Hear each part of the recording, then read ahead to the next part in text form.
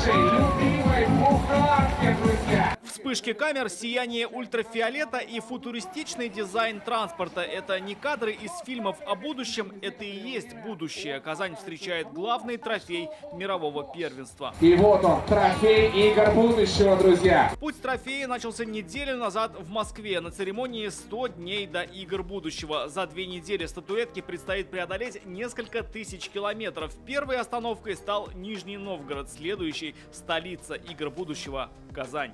Меня долго спрашивали, почему все-таки Казань? А я сказал очень простую фразу, потому что Казань – лучший город Земли.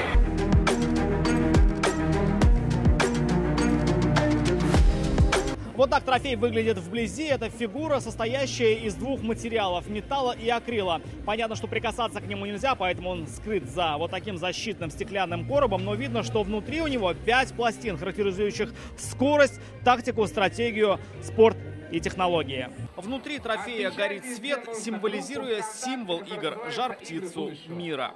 Я больше чем уверен, что получить трофей в этом виде, в котором он сегодня представлен, захотят те 2000 спортсменов, которые будут состязаться. Большое количество команд к нам приедут. Я думаю, что у нас будет храниться как трофей трофея. А в каждой дисциплине будет вот такая же реплика такого же трофея. То есть у нас будет 21 дисциплина, у нас будет 21 трофей. В каждой дисциплине победившая команда получит его. Свое участие уже подтвердили 50 команд из 30 стран. Ведутся переговоры с мировыми командами Virtus.pro и Team Spirit под тренерством казанца Айрата Газиева. Минимум одна киберспортивная команда «Акбарс» будет из Татарстана. И вообще, когда человек занимается спортом, он другой мир видит, другими глазами. Мне так кажется, это очень важно. И поэтому вот я рада, что вот этому молодежи на сегодняшний то, что все возможности в жизни есть. Здесь же подписали капсулу времени для киберспортсменов. Свои напутствия оставили легенды отечественного спорта.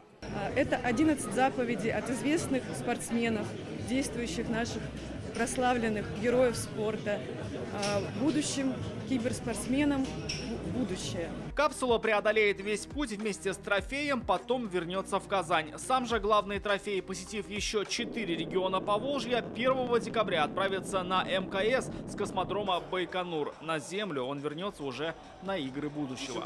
Рамиль Шайдуллин, Данил Филатов, ТНВ, Казань.